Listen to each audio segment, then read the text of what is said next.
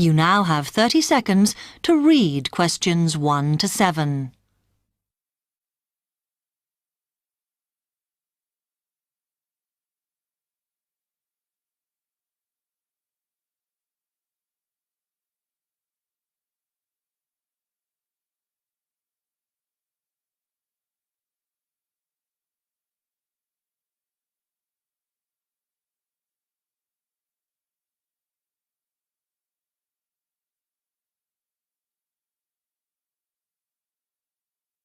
Hi, I've come to ask about the English courses you run for international students. Oh, right. I assume you're a student at the university. Yes, I've just started. Okay. Well, we've got a range of courses. It depends what you think you need and how much. Oh. We can't run everything at the same time, though. So, for example, in this first term, we are just doing a writing course. I see. That sounds quite useful. What else is there? Some of the courses only run for single terms, and we tend to focus on what students have difficulty with. That means we don't usually do speaking courses, but next term you can do listening. Oh. That'll help you with lectures and things. Our provision is all based on what the majority of our international students need. So is everything term-based? There's nothing that you run all year? Well, let's have a look. Yes, there is a class for vocabulary and grammar every term. That's for everybody, but it's split into 3 or 4 levels. And what about in the holidays? We don't do anything during the winter or spring break. Oh. But over the summer, there's just general classes because that's what most students want. A bit of everything. Okay, quite a variety then. I'll have a think about what I really need because I haven't got much time.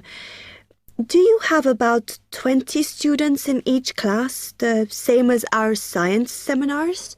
We try to keep it at about 12 and certainly not more than 15. It's important for language classes. They're very different from your normal courses. Right. And how much are the classes? The rate varies depending on how many hours you attend, but you shouldn't have to pay. Usually, the department will fund you and even sort out which classes you need. Brilliant. It would be quite useful for me to have a certificate to take back to my country. Do you put us in for exams? Yes, but we don't like them to clash with your main course exams in June, so we run them in May. Oh. That leaves you time for revision. Do I have to sign up for something now? I'm not quite sure what I want. Classes haven't quite started yet, so you've got time to decide what you do. All we insist is that you sign up before week 5. That gives you about 3 weeks to decide. Okay. You now have 15 seconds to read questions 8 to 10.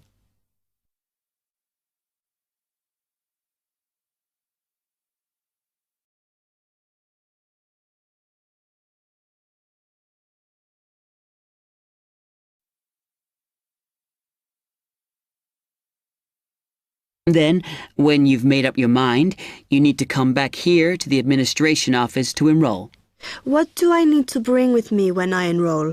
My identity card, I guess. Yes, or your passport. Uh-huh. Then you'll be given a registration form, which you'll have to show to the teacher when you have your first class. Okay. And should I ask my tutor about which classes I should do then? Yes. Then you get a note from him and give that to the desk when you register. Can I use the computers here as well? Yes.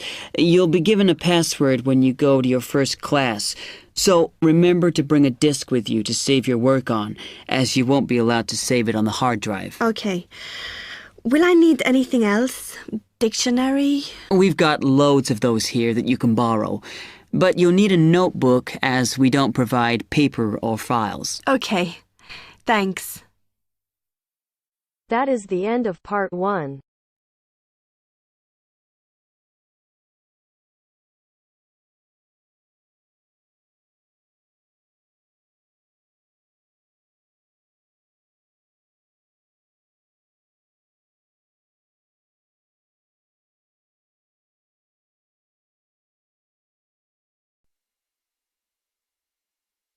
Now turns to part 2. Part 2. You will hear a talk by a tour guide. First, you will have some time to look at questions 11 to 17.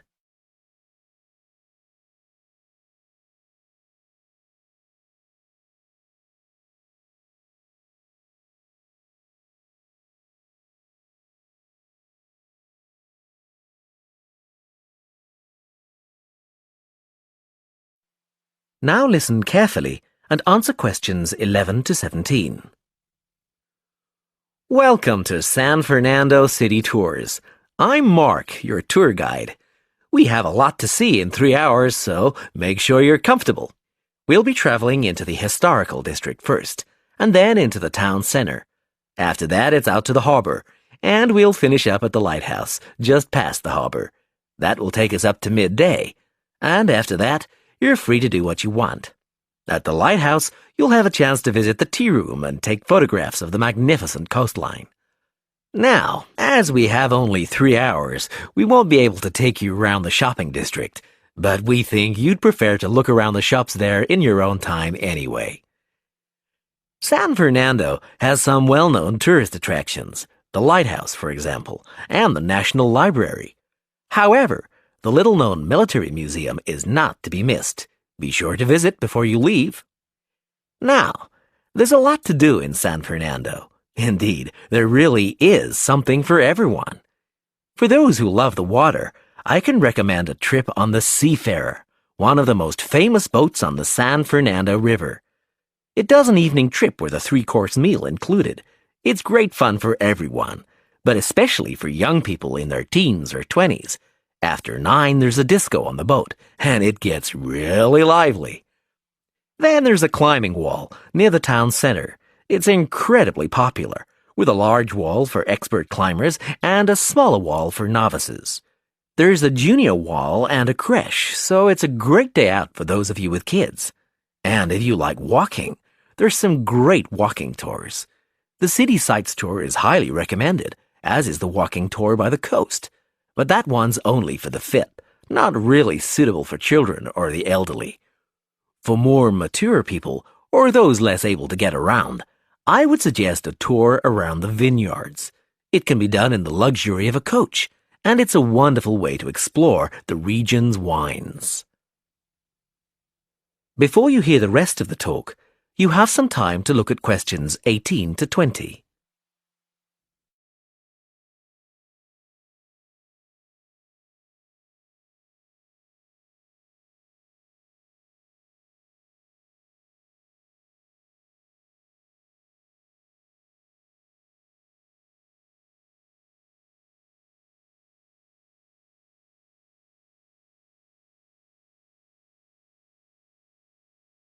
Now listen and answer questions 18 to 20. Naturally, there's a charge for all these attractions, but you can get 15% off if you have an Explorer pass. If you don't have a pass but would like one, the driver here has application forms. Just ask him for one and fill it out while on the tour. Then you hand it into the tour office. Normally, it costs $10, but this year it's just $7. When you hand it in, you'll get your picture taken for the card on the spot, and then your card is ready to use. Remember to show it whenever you pay for anything. The discounts apply not just to tourist attractions, but some bars and restaurants. Basically, everywhere you see a red Explorer symbol. We're coming up to the historical district now. If you'd like to look at... That is the end of part 2. You now have half a minute to check your answers.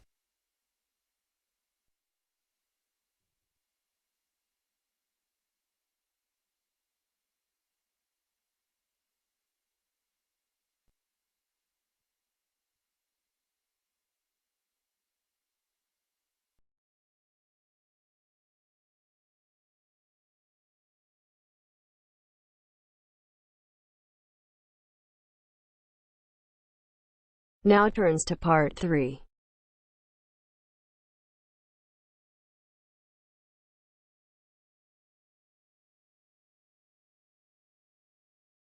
You are going to hear a conversation among Dr. Archer, Larry, and Judy talking about the new term. First, you have some time to look at questions 21 to 26.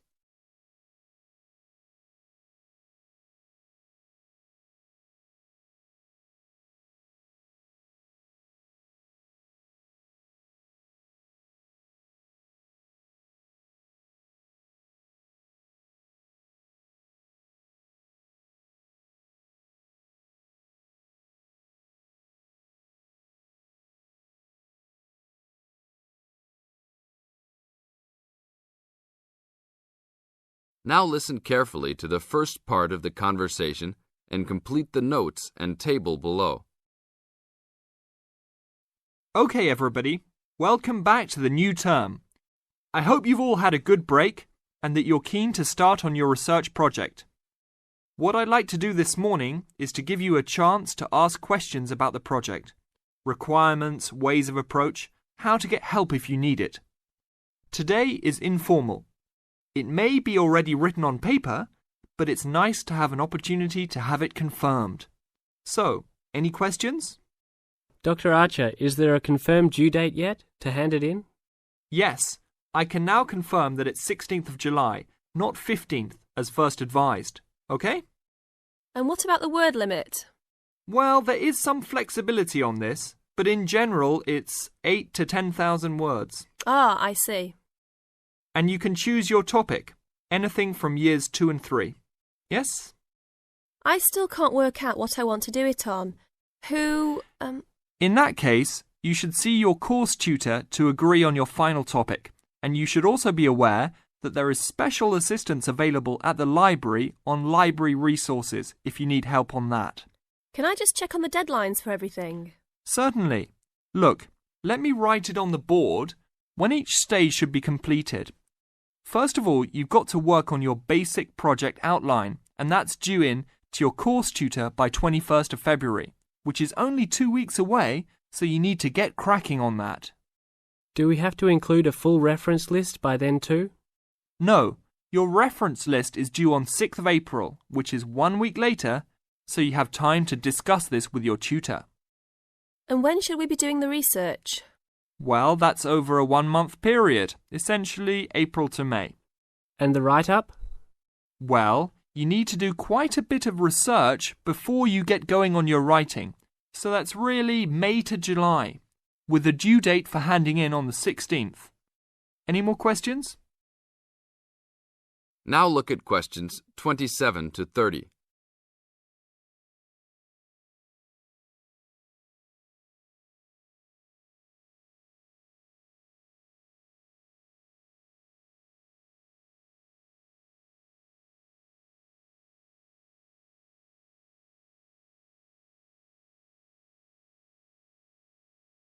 Listen to the second part of the talk and match A, B, or C with questions 27 to 30.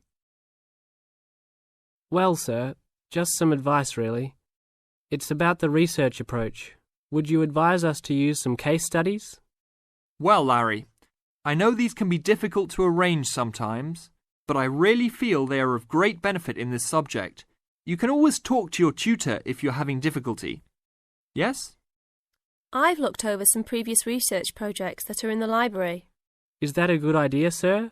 I heard. Okay. I don't think you should go through them in detail, especially at this early stage, or you might end up being influenced by them more than you realise.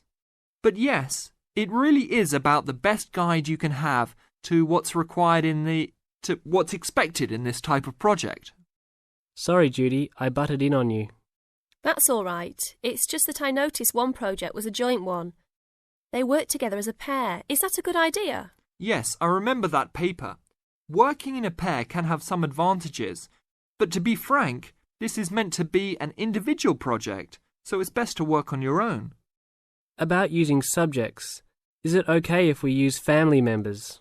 Your own relatives? I don't see why not. They probably offer some advantages in terms of availability. Although you need to guard against possible effects on your research outcomes. So, you can if you want. Perhaps you should discuss this with your tutor if you plan to use relatives, so you can approach it in the best way. Okay, thanks. Okay then. Well, I hope we've been able to sort out a few things. You're welcome to see me at any time or drop me a note if you have any more queries. Fine, thanks. That is the end of part 3. Now you have half a minute to check your answers.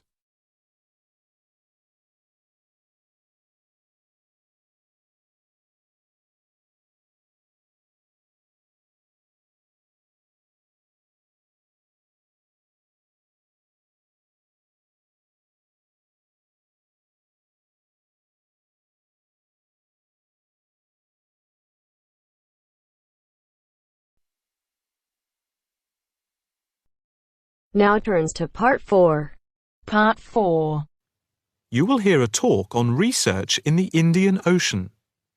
First, you have some time to look at questions 31 to 40.